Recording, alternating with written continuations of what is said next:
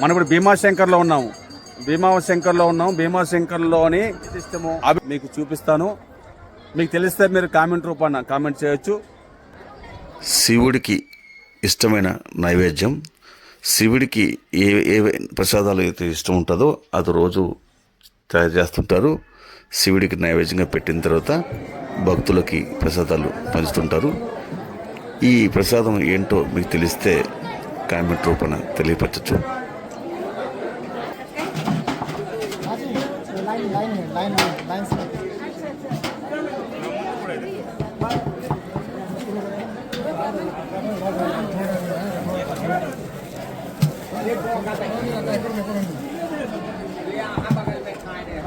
चलो आगे